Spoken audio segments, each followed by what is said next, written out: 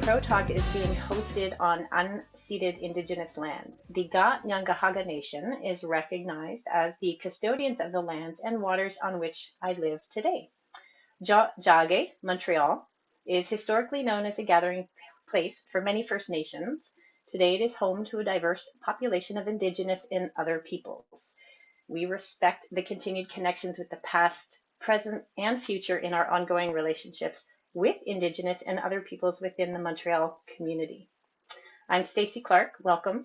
I'm the CEO of Circus Talk. I'm a white cis woman in my early 50s, hence the glasses, which, by the way, I'm wearing reading glasses. I have a medium sporty build and blonde shoulder length hair. My pronouns are she, her. Joining me today for our Pro Talk is director, choreographer, and co-founding artistic director of the Seven Fingers, also known as Sept Doigts la Main here in Montreal, Shana Carroll. The Seven Fingers are a creative collective who tell human stories with superhuman skills. Language. Okay, folks, I am going to clam up and I pass the torch to the one and only Shana. Thanks for being here. There we go. I had to unmute myself. Thank you, and thank you guys all for coming. And so I'm Shana Carroll. I'm also, like Stacy, a cisgender, middle-aged white female, blonde hair as well, not quite as sporty a build, I'd say, and also in my early 50s. So thanks for having me. It's interesting, of course, because as I mentioned, seeing your names, there's I know people of various degrees, people I've known for 30 years and people who I don't know at all. So those of you who know me will bear with me through more my signature story. How can I switch? Sorry, I'm having a little, do it like this. Okay. Right. So I started Circus. I started Circus around, I was 18 years old. It's so funny to have Peggy here because literally that was the impetus for my entire career. But I was a theater kid. I did theater fairly intensively and seriously for a teenager. And in fact, discovered circus through the Pickle family circus, which Peggy was one of the founders of, and Gypsy, her daughter, who my friend and co-Seven Fingers founder, was currently at the time. And in fact, my father was a columnist for the local newspaper, San Francisco Chronicle, and he got involved with the Pickles he started writing about them. He wrote their 10th anniversary book, fell in love with the company, and then I in turn sort of discovered it through him. He encouraged me to get an office job. At the time, I had never thought I wanted to do circus. I was never attracted by circus. I never, growing up, seeing Ringling and traditional circuses, which of course have all of their beauty and wonder in their own respect. But for me, it wasn't something that really particularly moved me. And then somehow being involved with the Pickles and coming to work in the office and watching the performers train in this small studio space 10 feet from me, it was really sort of this defining moment, which I think continues to define the rest of my career, in that I saw them as human. So I think what I realized at the moment was every moment before then when I'd seen circus and it was just someone 40 feet up in the air and it looked impossible and it looked like it was a trick or that they were superhuman. And somehow seeing at the Pickles these very real people very close up in training clothes and messy hair made me understand this was a human being doing it. And then I became emotionally invested in what they were doing physically and what was involved and the risk and the intensity and all of that. And I think that was sort of the beginning of me getting the circus bug. And I often talk about that because I think that was also in many ways the foundation for sort of all of my work from that point forward, was trying to remember that moment, that little, that first spark of feeling that the audience would be more invested if they understand this was a human being in front of them. So even when Stacy was reading sort of the description of the company as, whatever superhuman skills done by human, ordinary people, I forget exactly how we say it, but I think that for me, it always came from that first little moment. And similarly, at Pickles that year, they were doing, it was Judy Finelli who sort of had a vision of reinventing the way they'd been doing shows, and did a cafe scene, sort of drawing a lot from Commedia dell'arte, from some other theatrical forms like that. So it was a circus, and yet everyone played a character, and the hand balancer stacked chairs to, I don't know, change the light bulb. I forget exactly what it was, but as a theater student, it really became interesting to me as a form of theater. And I think that was the other reason, that was sort of my on-ramp as well. And in fact, I got to audition to be an apprentice at Pickles, and I auditioned with the monologue because their show was so theatrical. That was actually a perfectly, reasonable skill at the time at Pickles, to just have the acting skills. And I could do like one cartwheel and juggle 3 balls or something that I'd learned from, those Klutz books or whatever. So I think that the combination of those two moments of sort of seeing it very close up and having this particular form, that particular year at Pickles being so theatrical and coming from theater, and that also sort of once again kind of continued to define my work moving forward, and always being interested in that fusion of theater and circus, I would say, and the storytelling element of it, whether it's storytelling in a very literal narrative way, or just that the movement is fueled by intention and emotion and psychology, and not just a little dilation of a moment for prowess, that it's actually fueled by something very human. So that's like that's sort of the short story. I would, so just really quickly to give the bullet points of it. After Pickles, I was there for about 2.5 years. I started as an apprentice, then trained to be the solo trapeze artist, and I was the trapeze artist there for a season and a half. Went on to Montreal to the circus school, École Nationale de Cirque, in 1991, and was there for 2 years so I could learn trapeze. I was very, very happy at Pickles, but decided I needed to get my skills up and learn to be a real swinging trapeze artist. At the time, it was so interesting because really there wasn't really other aerial that much, like, silks didn't exist yet, and cerceau hoop wasn't really a form yet, and so anyone who wanted to do aerial had to do trapeze, and there wasn't even dance trapeze, it was just the normal trapeze. And of course, to be a legitimate trapeze artist, you had to swing. So in a way, just the dream to sort of dance in the air meant you had to like learn the, all the twists and the saltos and the real swinging stuff. So it took a lot more training, of course, back then, to kind of just be able to do what I mostly loved doing, which was basically dancing in the air and telling stories in the air. Anyway, so I came to Montreal to train with André Simard, and at the circus school here in Montreal. I was here for 2 years, and then he changed schools to René Subois, so I ended up following him there, and was then at René Subois for 1 year. So I have little bit of experience with both schools, and then joined Cirque du Soleil as their solo trapeze artist in 1994 and stayed till 2001. I started out as a sort of backup artist, solo trapeze artist for the Twins act on Saltimbanco, and then we sort of ended up doing more of a rotation, and I was there, while I was there, I was also dance captain.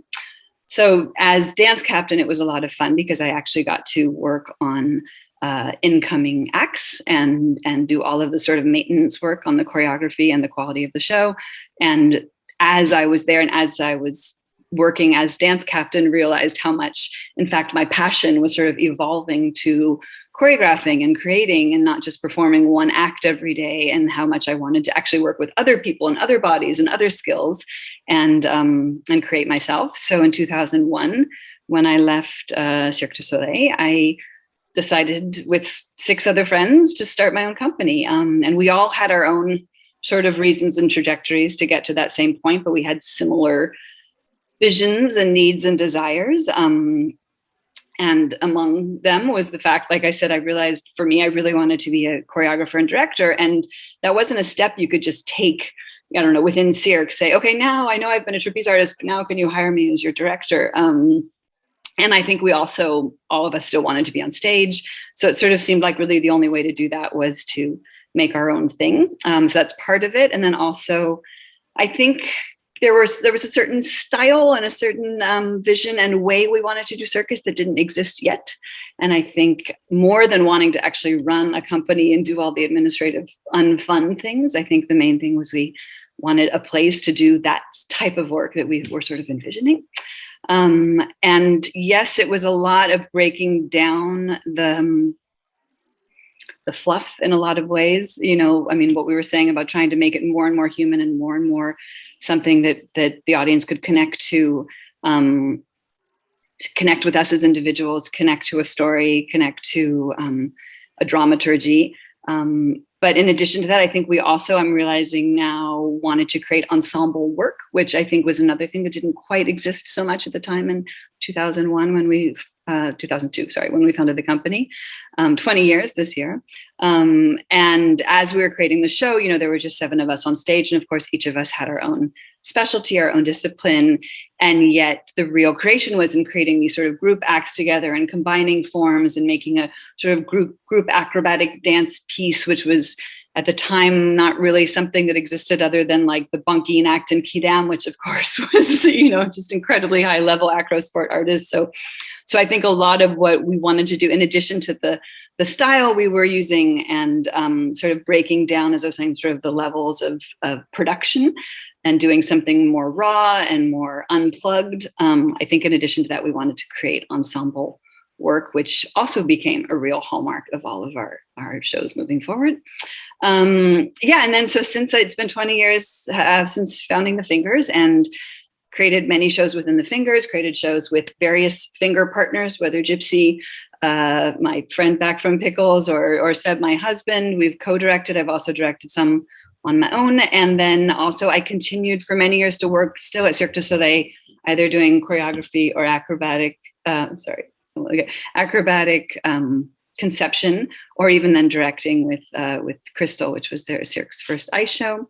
So I had a foot in each world, which was sort of interesting for me, because I felt like my experience at Cirque as a creator, I got to learn so much about, I mean, they have such expertise, of course, and working with just very, very wonderful and experienced collaborators over there. And I also felt like I could bring a little bit of my 7 Fingers touch and vision into the ongoing Cirque work and the works that I did with them, whether it was Iris or Paramore or Crystal. I feel like there was a bit more of a 7 Fingers approach and touch, which was a big goal of mine in terms of just, you know, as the form continues to evolve. Yeah, and then also doing, there's all sorts of, one thing that's fun with the Fingers, we have what we call a communist company, where we all get sort of paid a base salary every month. And so any project we do outside of the Fingers, the money basically goes to the company. So it does permit this kind of great creative freedom, where if we, you know, to do something like Crystal, or to do, you know, to work on a Broadway show or something that's really exciting for us creatively, but it doesn't mean we have to leave the Fingers to do it. We kind of are able to branch out with these other projects and yet somehow make it beneficial for the company. And that's actually wonderful. It's also wonderful for the company in terms of also continuing to gain, sorry, my kid is leaving. There we go. Continuing to gain more expertise and experience. And for us as individuals to be able to have such a diverse array of forms to be able to create with. So, okay, that was like my little, and I'm looking at the time. That's my little description, my quick description.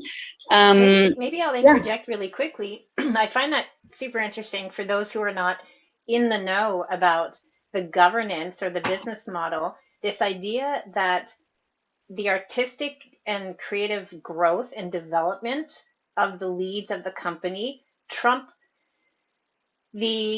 what arguably could become a competitiveness or a vying for new opportunities outside of the construct of the company, or simply the revenue that you personally bring in. Mm-hmm. So I find this to be delightful and refreshing, that it's been a clear decision from the beginning that there is an equality to what needs to be like life, i.e. you need some income to live your life and do your thing. Mm-hmm. Because you've prioritized this opportunity to go out and continue to grow, continue to learn, develop partnerships outside of the distinct space that you all share together, which is the seven fingers. Mm-hmm. Yeah, and actually, it's what's great too is I think it comes from an acknowledgement that, of course, some very lucrative gig that one of us might do will bring a lot of money to the company, but how do you measure that worth compared to something that's much more of a social outreach that isn't as lucrative and yet just as essential to the soul of the company and the identity of the company. So I think there's that sort of understanding at the base. So it kind of encourages all of us to, first of all, do a little of everything, which is important to the soul of the company, but also to follow what we most want to do, because we don't feel that restriction of like, okay, well, if we don't bring in enough money, blah, blah, blah. So I think it is really important. And also, and the flip side of it, I think that if it was somehow, not possible to do these outside projects, I think the company would suffer. I think actually all of the connections we've made through doing things that are not necessarily our signature shows, and like I said, the expertise that we've gathered along the way, whether it's collaborating with Cirque du Soleil or when I did Queen of the Night, New York City, each time there's it brings things back to the company itself, which I think we could have made real strong kind of barriers, which we didn't do. So it has been really enriching for the company. And then I think also on top of it, there's an acknowledgement that it's interesting when, like as a creator, I don't have a financial drive to do a project. So it means if I do a project, it's really because I love it and believe in it and I want to do something creative and interesting with it. And I actually think that's a much better approach to have. And like, for instance, when we did Virgin, the cruise line, which I don't think we ever would have thought, oh, we're going to do a cruise line. And yet there was something so interesting about the proposition, this opportunity to maybe reinvent a cruise ship show. Sort of similarly to, doing Crystal, it was like, okay, ice shows, like how exciting is that we could maybe be part of evolution and like do something new and reinvent it and do something with integrity and soul and art, and the same thing with Virgin. So I think that being able to approach each project as creators only and really think like, okay, what will this be enriching for us? Will we be able to do something innovative and worthwhile and all of that stuff? So I think that's another thing that's really great about it. Obviously, we still need to keep the company running. We're not all idealistic, and yet I kind of believe that following your, following your compass in that way, well, that's what keeps the company afloat. I think that we're actually, there's not such a, people tend to think of, business and art as being these polar opposites, but I actually think that when you find the little Venn diagram spot in the middle of it all is where things really actually become, successful and sustainable. So that's a little something about that. I think it's worth here to pause very briefly for those who are on stage actively performing, creating, aspiring to do that. So much of the language of what Shana's just shared, the way in which she's described this and the ethos of the company, I think that's something that starts with each individual. And it actually is a very significant element in finding the right fit, finding out where you belong as an artist and understanding that, okay, this is the philosophy of the company and this is what drives them.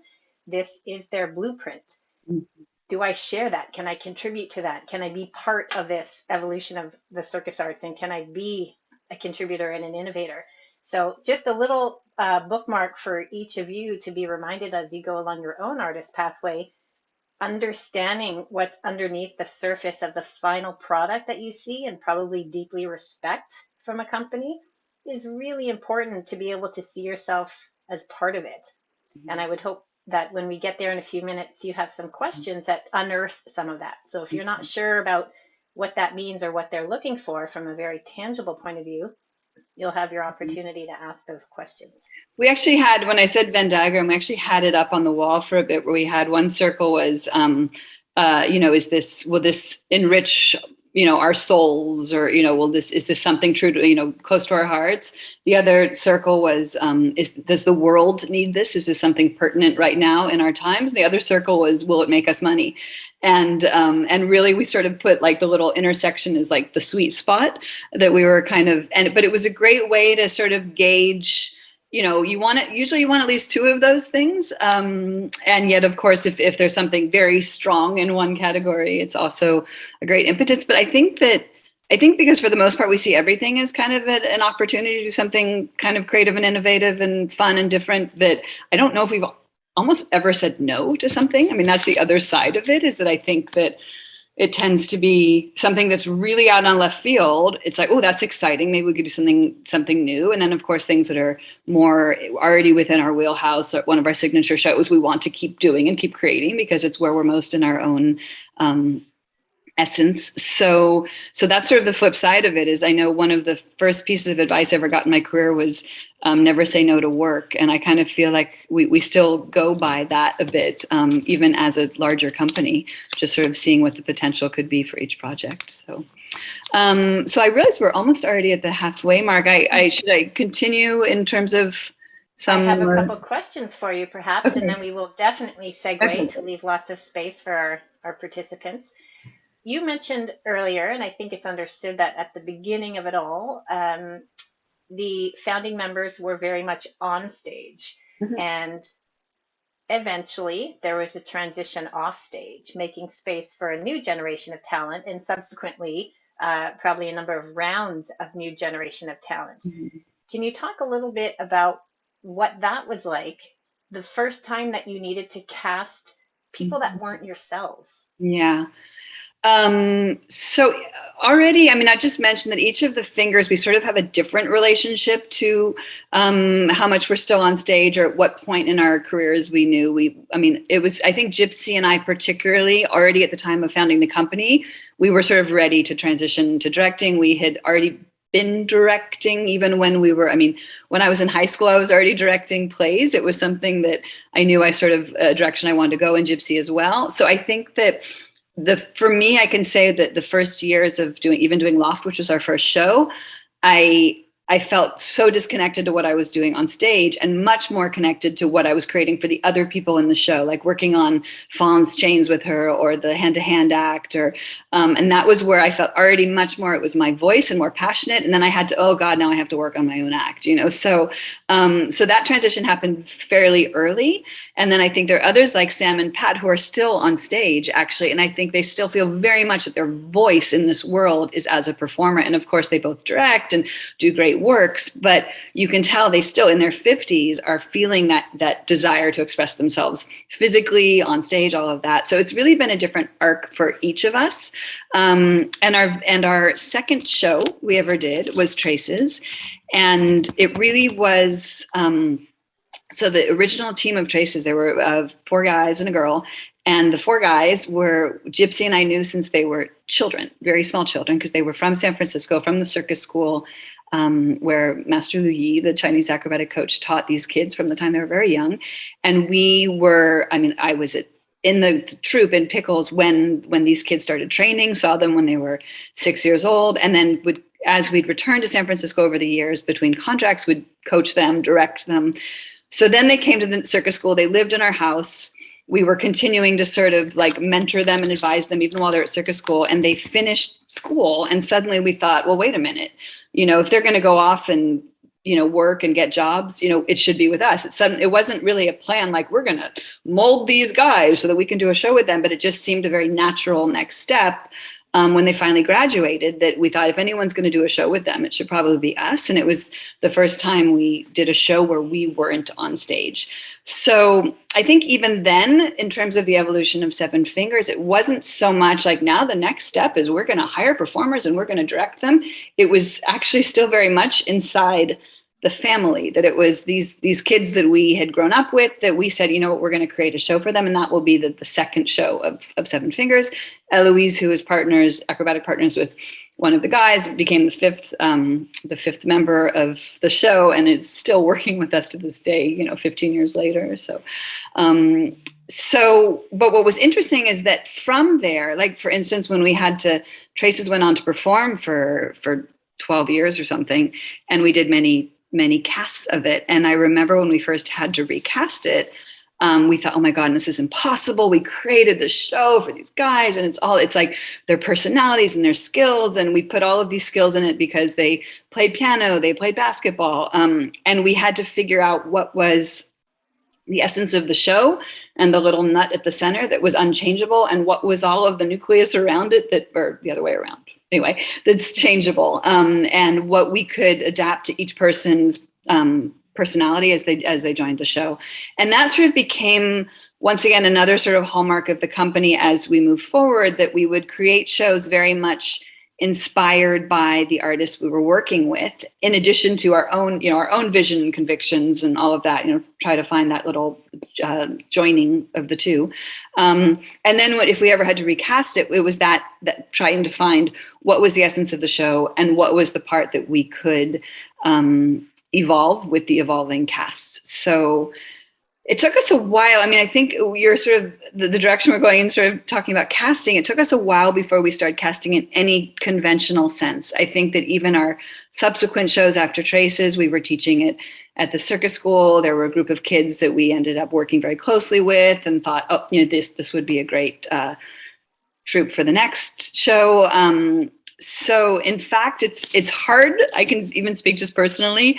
I believe so much in working with good humans, and it's hard to vet someone as a human unless you've worked with them. I mean, a lot of what we do now when we hire people is we often go off of recommendation as well, because if someone, an artist that we trust and work with says, "Oh, I've worked with this person, they're wonderful, they're so talented," I mean, that's in a way our the sort of the highest recommendation, knowing that someone who's worked with them can vouch for them. So it's hard for me to walk into an audition room and watch someone's act and have any sense whether or not I want to work with this person, just because it's, the human inside of it all has become really the most important thing. And so we're, This is very much the signature of the company. And I think folks would agree that that's what resonates on stage in the works itself. So the teacher piece of me, the casting person, is saying to folks listening, present and afterwards, some takeaways here are very much it's the essence of you. I have often seen people get very locked into the discipline or the act that they do as sort of the construct or the defining nature of who they are. And oftentimes it's so much of the other stuff that you can bring to the table as well that will really advance you into this sort of inner circle. Recognizing the things that are on the side that might feel a little disconnected, that might be distinct or special skills. Don't underestimate the value of those. It's really so much a part of you. Completely. But even superseding that, to Shana's point, it's the human. It's who you are. It's what you bring. It's how you are to live and travel and be with and create with. Very much aligned with you on that notion of the human and then the artist. And actually, I was thinking about, so like Passager, the show that it's now 4 years old, but when I cast Passager, for instance, Freya, who was my hula hoop artist, who is amazing. I mean, really almost legendary as a hula hoop artist. I'd never seen her perform or seen her on stage.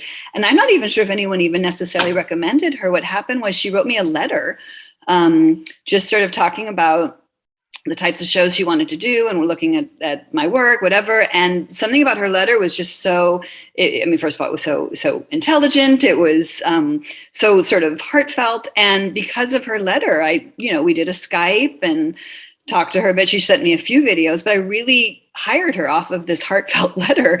And that for me was so much more, it was more convincing than if I'd just seen a great video of an act. And I mean, Passager, it was interesting. The whole cast, there were sort of random, Sabine I hired because I'd done at ENC a Semaine de Création, and she was in my group and she was lovely to work with. I hadn't even seen her tissue act when I hired her, but it was more my experience with working with her as a student. Bryn, it was a random thing where I asked him to come and film something for us, and we drove down to Vermont together, and I spent 6 hours in a car and thought, oh, he's lovely. I mean, this sounds, I know, obviously hiring cannot be just a series of circumstances if you happen to take a car ride with someone. And yet it is important to know, just going through life. I mean, the world is small, first of all. I mean, that's always the first thing I tell circus school students is don't be an asshole. It's just, I mean, I had on the flip side, I mean, I had a very negative experience working with a student, and recently for a Cirque du Soleil project, that person's name came up, and I mean, I'm all for people being able to grow and change, but I had to sort of give them a heads up that, you know, it's in a small troupe, it's hard to, if there's anyone toxic in the group, it can really poison everything. So on the flip side of it, like my one little negative experience might have affected this person's employment, which of course I was the first to say, look, give them a chance maybe, but it's really important to know that, I mean, our actual interactions with everyone we work with, whether it's our riggers or our technicians or our teachers, it's a small world. Anyway, we should be kind regardless, but it's also professionally wise. But then and I think the other side of that is just the pertinence of having an act. And that for me is something that's becoming just sort of less and less pertinent. I know that ENC, for instance, you know, you spend 3 years to finish with an act. And I think it's great because it shows, it's sort of a calling card, and it shows that this is the quality I can work at. This is how, you know, something that I was able to create. This shows who I am. This shows my skills. And yet more and more, I mean, to be able to leave with your act intact, that, you know, that works for a variety show context or a gig, which I feel like are becoming fewer and fewer at the variety show model. I mean, especially in Germany, it's still very, very alive, but I feel elsewhere much more sort of dramaturgically driven shows or fusion shows or ensemble shows are taking more and more prominence. So,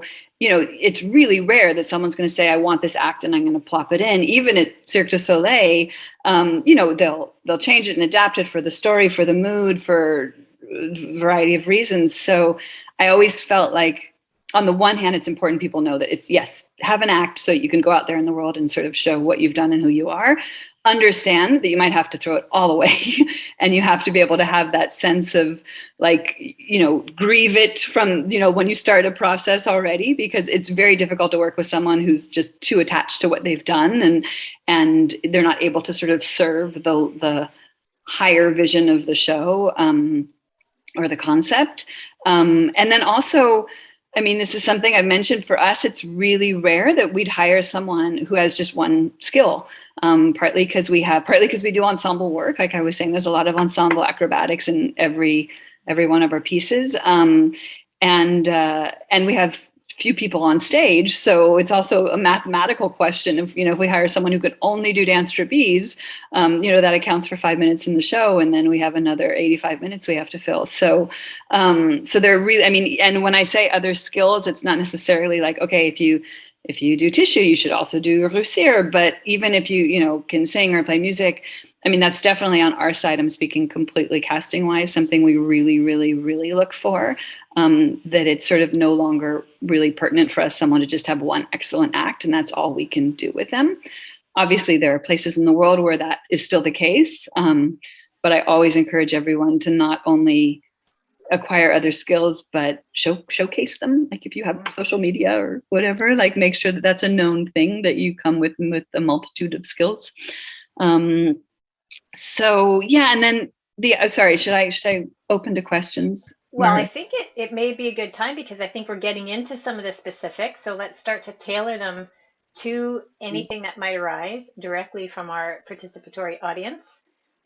So this is the moment where people are like, duh, okay, who's going to be the first? I would encourage you to use the little put your hand up device within the Zoom framework, and I shall call upon you. Then you can come off mute.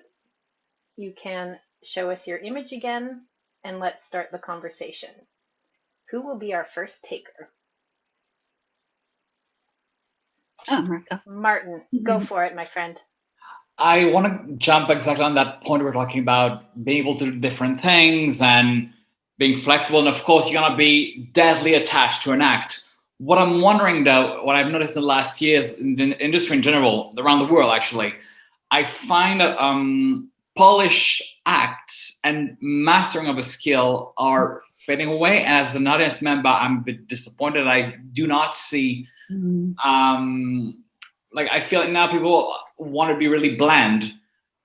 Costumes from all the same shop, or music always sounds the same. And I'm wondering now, are acts in a way not interesting anymore because people want to see journalists tumbling around? And when I see a show where there are great acrobats and moving and tumbling, all those things, but I'm not seeing the mastering of an act. I'm wondering, are acts not good enough anymore, really? Because I'm missing now, like I feel like the really polished acts that and I'm not talking about technical, really. You know, when you won with a prop or with your movement, with your discipline, you know? What's your take on that? Yeah. That's super interesting. It's really, really interesting. I mean, I think that it also goes into sort of like the evolution of the form in terms of, I mean, evolution in anything, it has to do with crossbreeding and hybrid forms. And I think that artistically, forms are becoming more and more hybrid. I mean, they always have from the beginning of time. That's how they've evolved. But, it's like, dance is becoming more acrobatic. Acrobatics is becoming more dancey. Theater wants circus in it. Circus becomes more theatrical. And I think along those lines, what the difficulty I would have as a director is if I want to create a show, I need to create, like, even when I did the circus school end of year show where everyone had acts, I did my show at Fée Dimanche and it had its concept about suburbia and its story. So I had to recreate each act in order to tell the story I needed to tell. Because obviously if you do, if you plop in acts with different styles and different concepts and different stories, I mean, it's essentially a variety show. So it does create a problem in that, first of all, I mean, then we're talking about funding and all sorts of things, that the time it would take to create a show from scratch with the quality of finish, what's the word? I can't find French or English today, but it's true that, I mean, it's amazing that for 3 years someone could work on one act. And if you're creating a show from scratch and you only have 4 months to do it, or 1 month to do it, because, the funding of the whole thing won't allow more than that, inevitably you're going to have acts that are less finished. However, the flip side of it is, having a story or a show that doesn't hold together. And if you're trying to, create a larger piece that has a larger meaning, it's sort of like whether you're sacrificing that for the quality of essentially a detail, because an act within a larger piece is one detail of the piece. So it's always that balance. And I think that twice, 3 times maybe in all of our shows, we've taken someone's act as it was and left it because it just perfectly served the story and the concept that we were telling. But it's a tricky problem. And I think, I mean, it's a problem in all sorts of ways. And of course, I'm talking about it. I'm a company with, we have people on stage, our signature shows where there's, 7, 8, 9 people. And so that's where I get into the thing of like, we need to like recreate everything we're doing in order to make a broader story.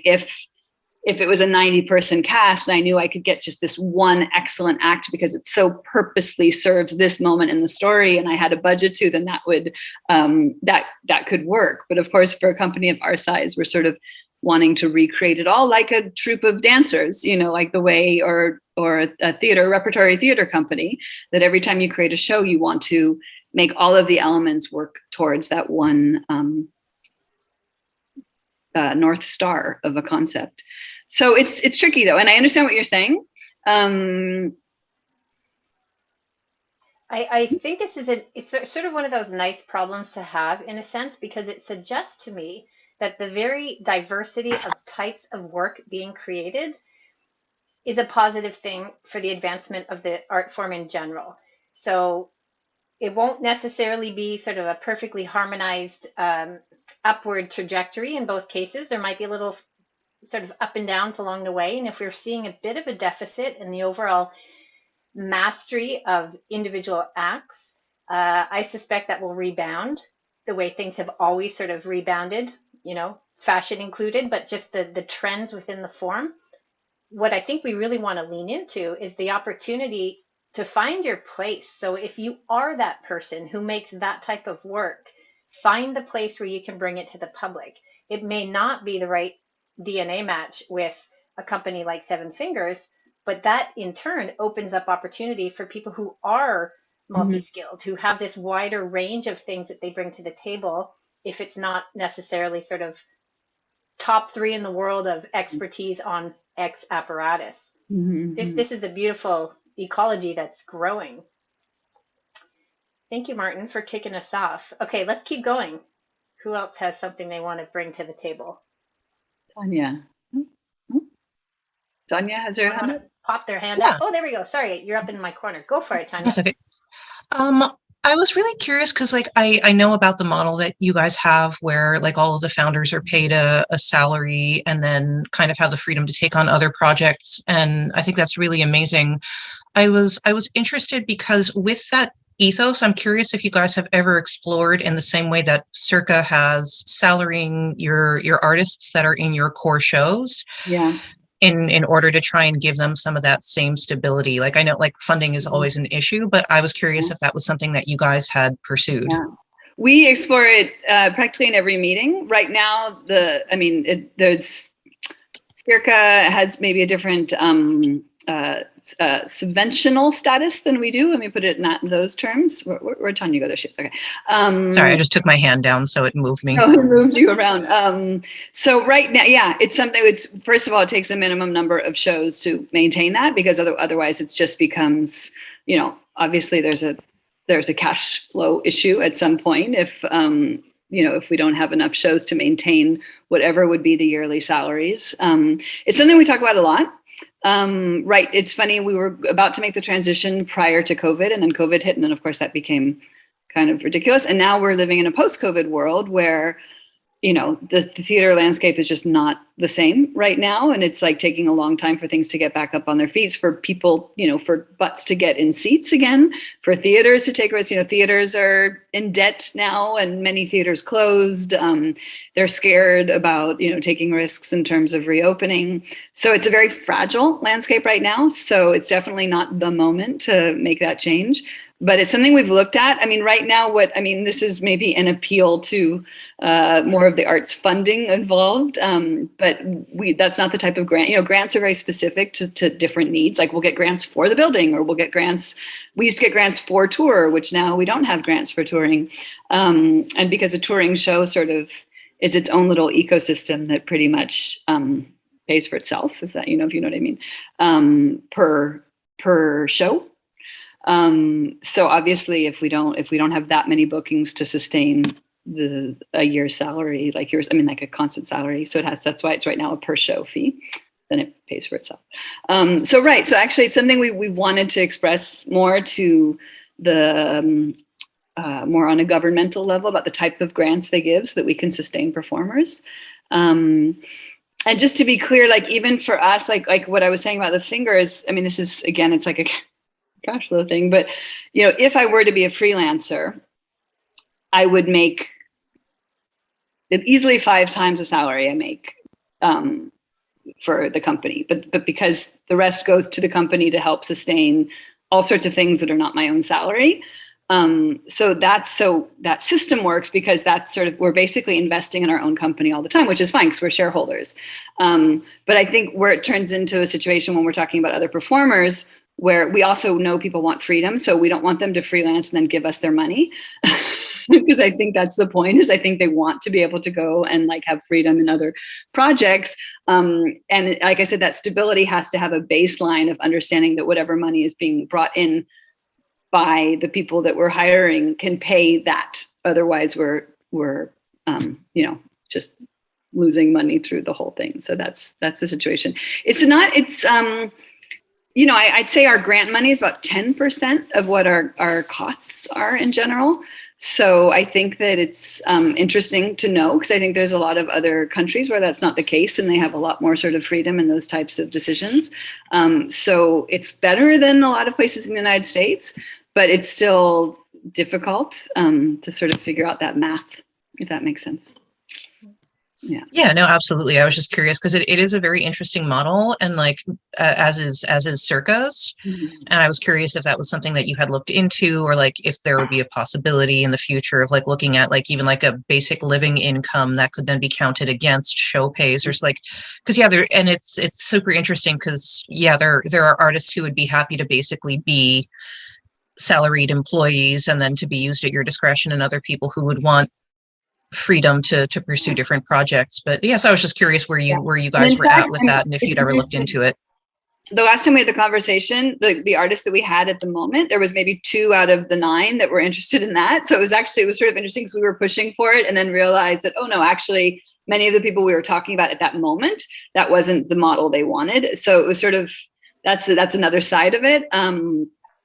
Anyway, we totally, actually, just to reassure you, we talk about it all the time. It's a real mathematical problem right now though. Yeah.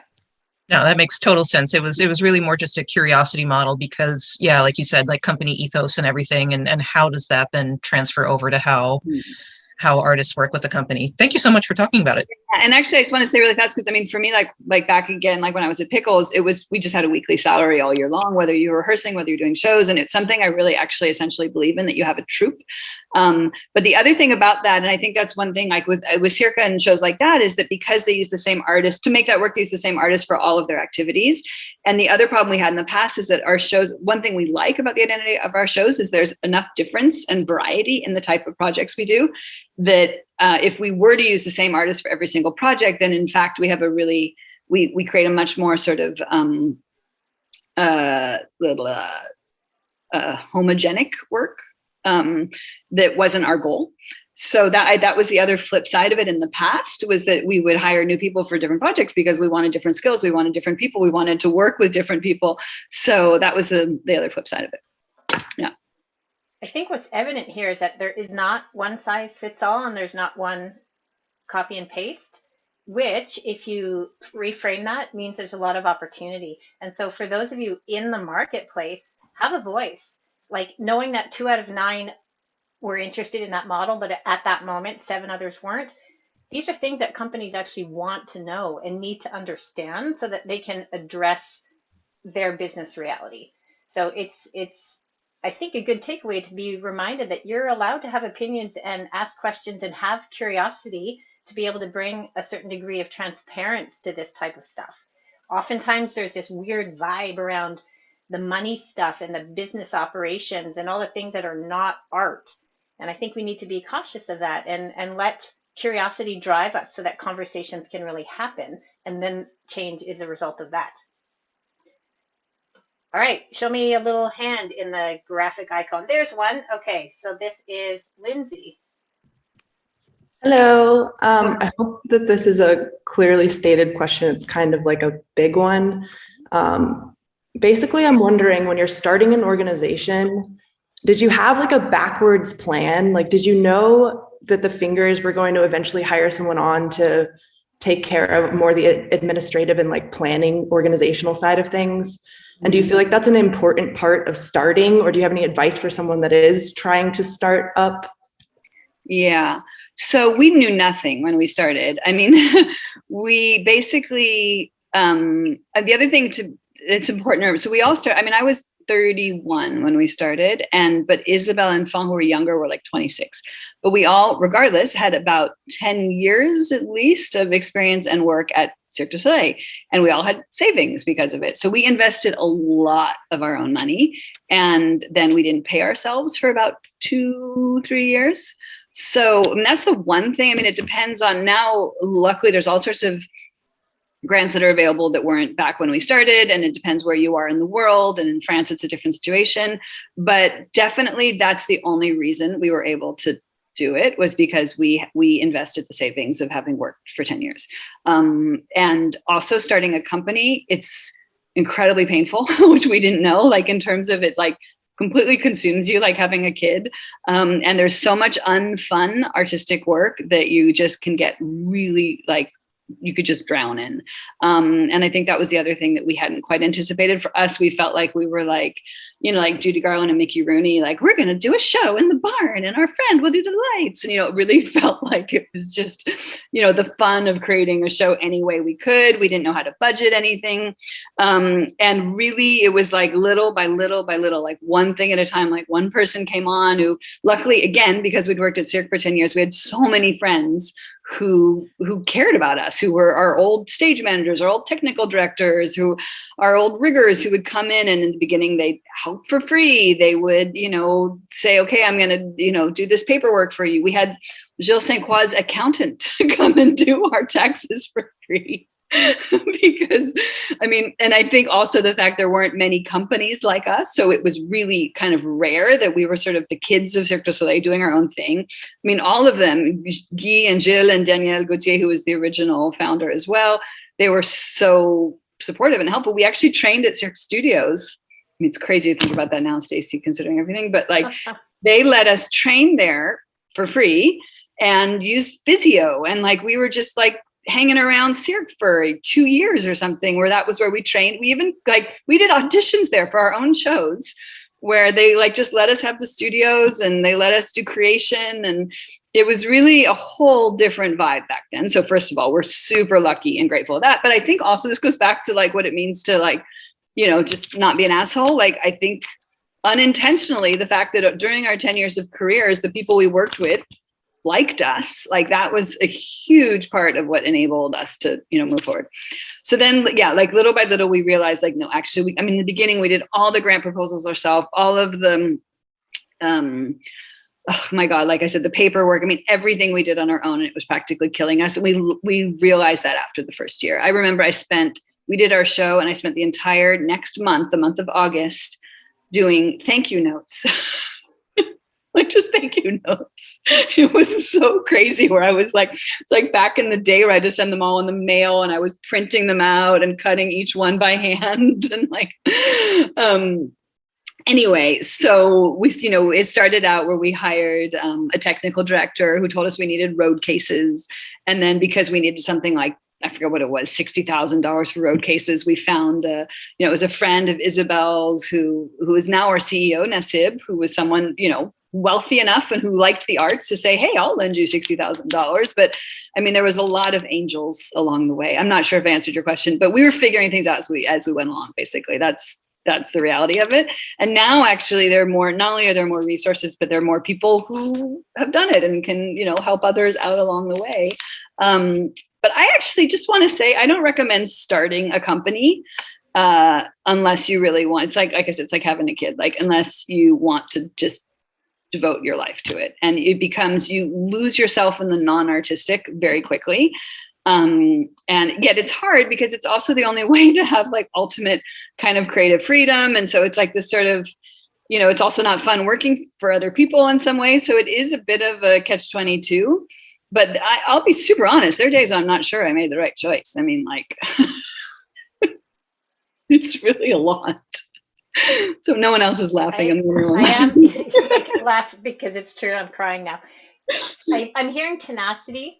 I'm also hearing that this whole notion of business cannot be underestimated. And that is absolutely one of the failings of arts organizations in general, is that they don't necessarily have the robust infrastructure to handle the unfun things, if I'm going to quote Shana. And that's where networking and finding people who have strengths that you do not have, who complement you, that's like any small business model. Bring in what you don't have and don't want to do, because otherwise you fall very deep into that hole of unfun. Mm-hmm, mm-hmm. I think on the flip side, there's probably 1,000,001 reasons, if we took another hour, that you could describe why it was absolutely the right decision that you made, and that this has been the defining decision of your adult life. Yeah. But this is real life, right? There's always two sides to every story. Exactly. We have a bunch of hands. So maybe sorry to interrupt you. Vlad, and then Tana, I do see your hands. So. No. I'm sorry in advance if I have not so fluent English or something, because I don't have practiced too much recently. So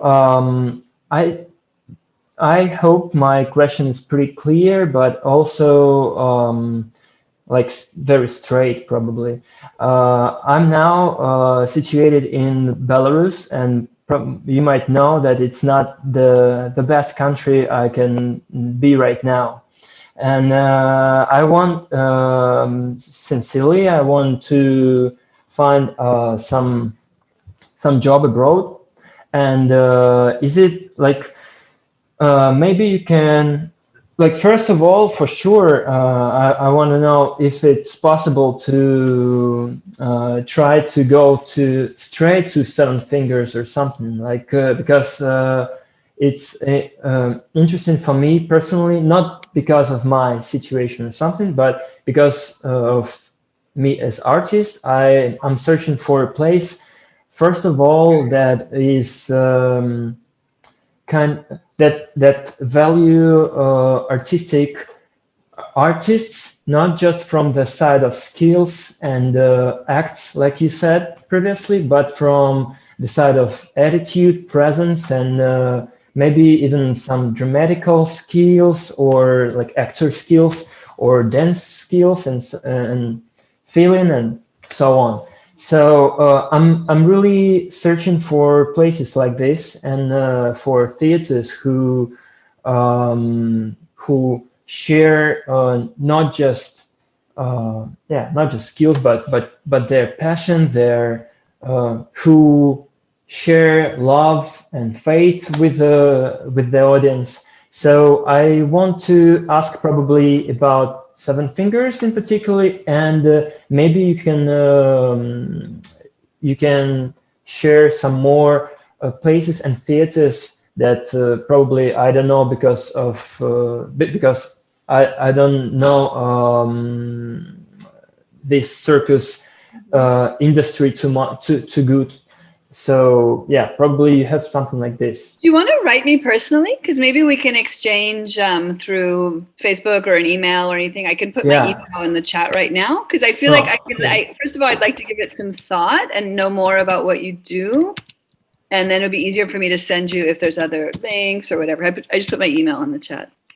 Cool, thank you. Yeah? And also, first of all, thank you very much for this conversation. It's very interesting. And also, one little question: is it like sometimes I write letters right now to some job offers, and like my problem is that sometimes I can do very large letter, like with a lot of words, but not just words, but I describe in my skills, my attitude, my experience, and so on.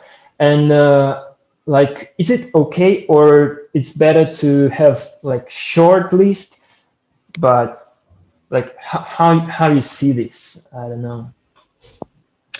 I'm not totally sure I understand the question. Okay. I'm gonna interject really quick, because here's what I'd like to propose. I'm also putting my email into the chat, and certainly through the casting lens, I would be happy to respond to that in more detail, knowing that it's a lens that sort of is multi-company, not specifically the only way to do things, because the honest answer is there's not a single only way to do anything, but there might be some best practices that I'd be happy to share. So I'm putting that in there too. And part of what these Pro Talks are meant to do is, in fact, to sort of break down the barriers and invite exchange and invite sharing of experience and knowledge and invite questions. So I'm going to use this quick interjection before we go to what's probably our final question from Tana, to actually invite you, with the grace of Shana, to forward questions on to us.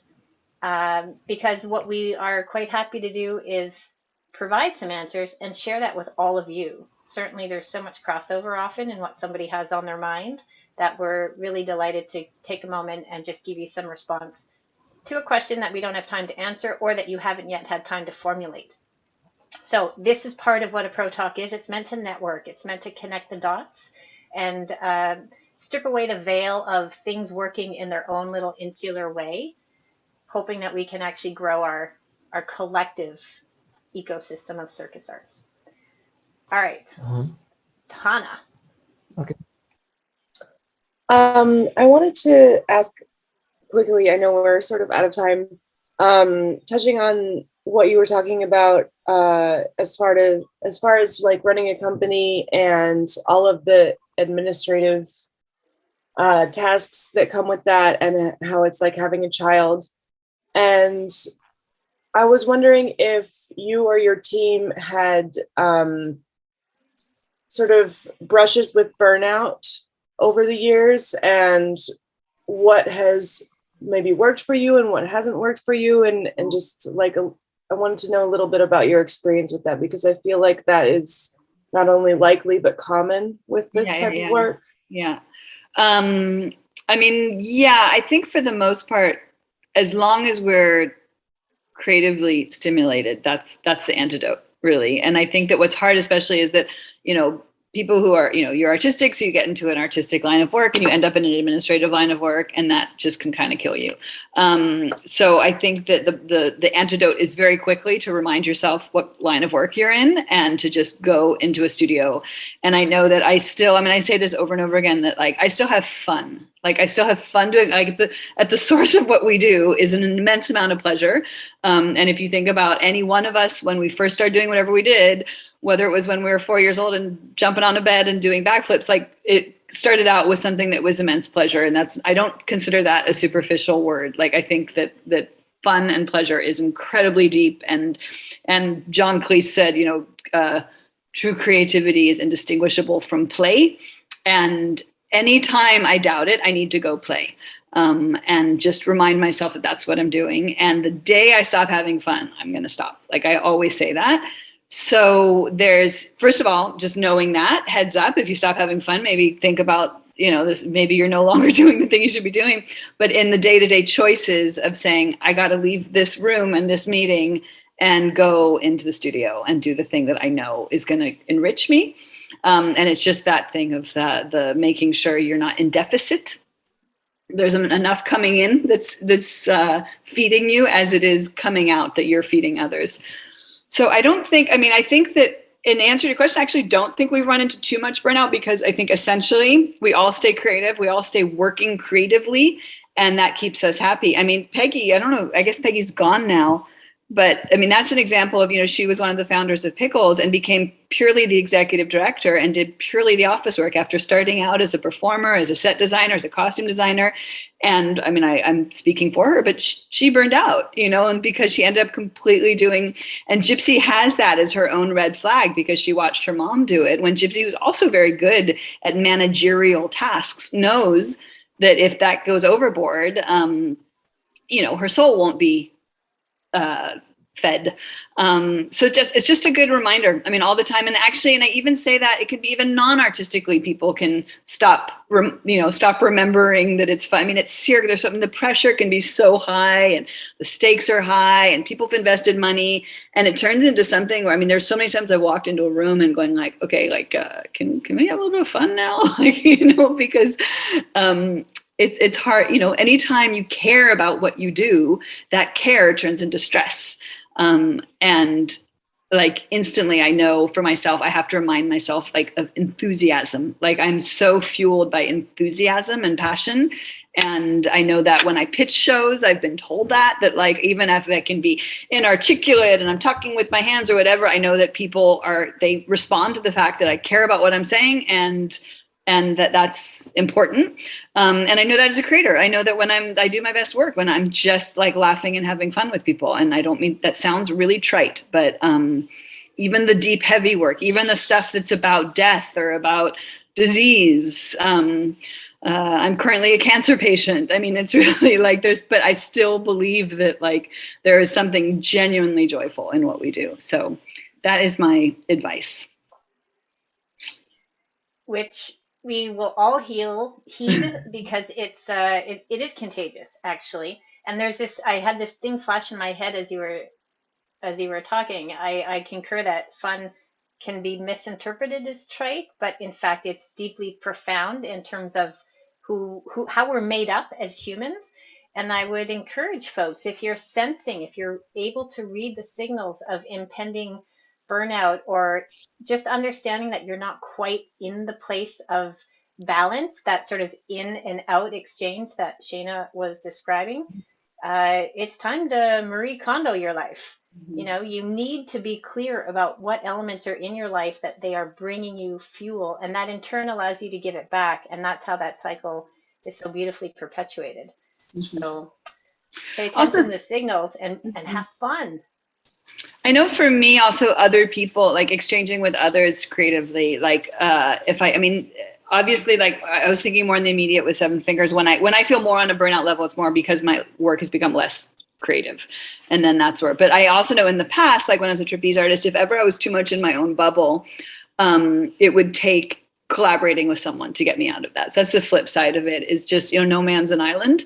And I was a soloist, for 10 years, and yet you can drive yourself crazy when you're a soloist. So I think that that's another thing to remember, is just collaborate with people that you love, and you'll mutually inspire each other.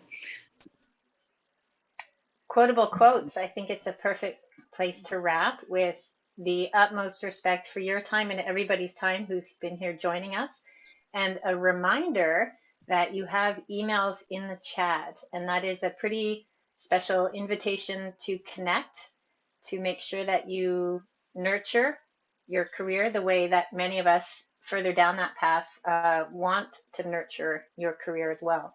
So do connect, do take advantage, and deep thanks to Shana. Yeah, thank you guys all for coming. Really, I feel very honored to have your time and everything today. Thank you, everybody. Without further ado, we will call it a wrap, and this will be available on circustalk.com in a recorded form if ever you want to circle back and revisit some of the amazing contributions. Thank you, Shana. Thank you so much. Thanks, guys. Have a good day. Thank you, Stacy and Shana, and fuck cancer. You've got this. Thank you.